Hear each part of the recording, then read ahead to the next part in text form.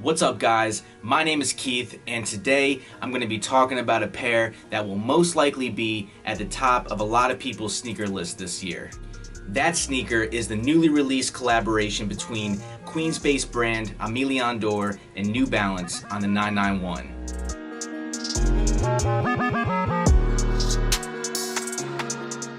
Now, I originally saw some pictures of this pair earlier this year, and although I am not the biggest fan of the 991 or Made in UK pairs in general, I was pretty excited about this because, you know, it's ALD and they usually always deliver with their New Balance collaborations. Aside from that, I could see that one of the two pairs releasing had brown and green on it, and I was sold instantly because, you know, brown and green, that's my color palette right there. Now, before I get into this review, check me out on Instagram. My sneaker page is newbalanced_life, and my brand, Days Gone By, aka DGB. The Instagram for that is Days Gone By Co. I have a brand new collection releasing soon for the brand, Drop 3, and that's going to be releasing in a couple weeks, so get ready for that. My body is ready. The official release date for the ALD 991 collab was on June 3rd. However, on June 1st, ALD sent out their early access and top tier emails to people who are on those lists. I'm on their early access list, and that's because I've only ever ordered their New Balance collaborations. I'm pretty sure that you have to actually order their clothing to be on the top tier list. Their clothing looks good, don't get me wrong, but the prices are kind of crazy, and honestly, I have my own brand, Days Gone By, so I have no desire to wear any other brand. Plug.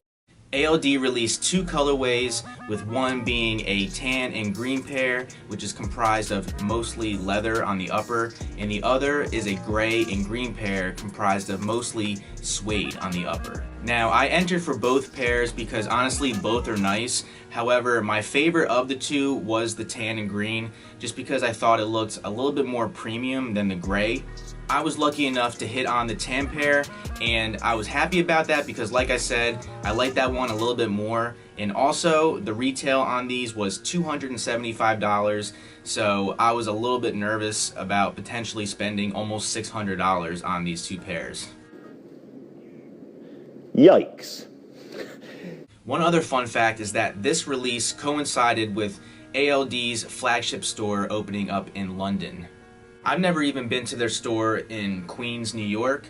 However, I would love to go one day. I live in New Jersey, so it's not too far away. So I'll probably start with the New York store first, then maybe one day I'll fly over across the pond to the London store. The shipping for this pair actually took a lot longer than it usually does. It took a couple weeks for it to finally arrive. I finally emailed ALD just asking them, like, you know, what's going on, because usually when I get that W email from them, I get the shoes like 2 days later, like no lie. So I was a little bit like surprised it took so long, but as soon as I emailed them, I got shipping info legit 2 days later. So, you know, sometimes you just got to do that. Then I guess the moral is the squeaky wheel gets the grease. Alright, so let's get into the details of this pair. Starting off with the box, you do have a special box that says Made in England, designed for Mulberry Street, and that is the street that ALD is located on in Queens, New York. I always appreciate when collaborations, you know, go the extra mile and, you know, include special packaging and other nice little details like that. Let me just start off by saying that this pair is very elegant looking. It just reminds me of a gentleman's type of sneaker. Very classy, very beautiful. The colorway is tan and green with little hits of gray. Tan makes up most of the upper, basically all of the leather that you see. And then the green is featured on the overlays and the end logo. And then you got the gray featured on the top of the tongue and the top of the heel, which are both suede. And then to contrast all of it, you have this white or sail colored mesh all around the shoe. Now, the materials on this shoe are fantastic, and I honestly think it's where this shoe really shines. The materials on this shoe feature semi-aniline leather, nubuck, suede, and mesh. I have never heard of semi-aniline leather before, so I had to look that up. Semi-aniline leather is leather which is only slightly pigmented. It's more durable than aniline leather while retaining a natural appearance. This type of leather is considered to be a high quality pigmented leather, so I'm sure this is factored into the price tag of these sneakers. It's also commonly found on furniture. Just imagine, your grandfather's leather chair or couch. It can also be found in your car if you have leather seats. The green overlays are a really soft nubuck, and there's nice gray suede at the top of the tongue and the top of the heel. The mesh used on this sneaker is very nice and unique as well. I've personally never seen mesh like this before. It looks to be a little bit more open compared to your typical tightly knit mesh that you would find on other sneakers. There's also little details such as a woven ALD branding on the left heel in this insert, and with an Aimè Dore woven label on both insoles. When it comes to sizing on this pair, that's where it's a little bit tricky, at least for me personally, and it's why I've always been hesitant to buy 991s. I've had my Made in USA size, which is a 9.5, in a 991 in the past, and it fit way too snug, so I ended up having to sell it. Then I bought a couple 991s after that in a half size up to a 10, and they honestly fit perfectly. Then the last 991 that I bought was the SNS collab on the 991, and I got my size 10 in that one, and it fit huge, so I ended up having to sell that one.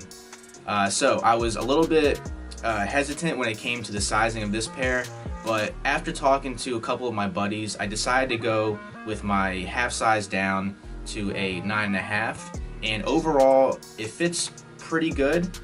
There is a little bit of an issue when it comes to the width of the toe box. It's a little bit more narrow than I would like.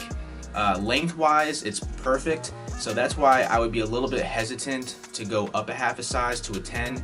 I'm afraid that I would have a little bit too much heel slippage. So my hope is that after wearing these for a little while, they will slowly stretch out a bit, at least in the toe box. And I've had wooden shoe trees in my pair for the past week, so I'm hoping that that actually helped to stretch them out a bit, but I guess we'll see once I try them back on. So my advice to you when it comes to the sizing of this pair, if you have wide feet, I would suggest to go half size up. However, if you have normal width feet or narrow feet, you would be okay with going half size down to your Made in USA New Balance size. When it comes to the comfort of the 991, I would say it's pretty average. It's not uncomfortable, but it's not like the most comfortable pair of sneakers I own. It just has an average level of comfort. This pair also comes with 3 sets of laces: sail, green, and tan. I personally went with the tan laces just to give it a more tonal look, and I really think it looks nice. Alright, now that we got all of those details out of the way, let me show you how they look on feet.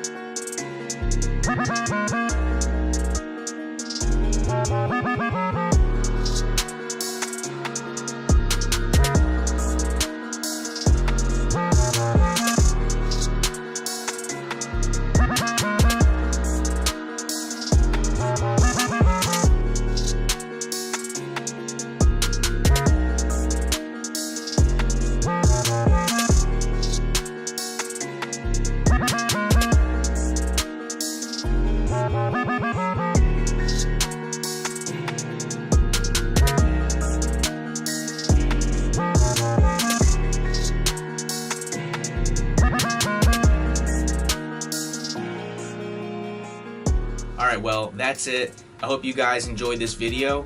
Definitely check out my brand, Days Gone By, aka DGB. I really appreciate the support. I still have a lot of dope pieces available on the website, and the Instagram and website links are in the description box below.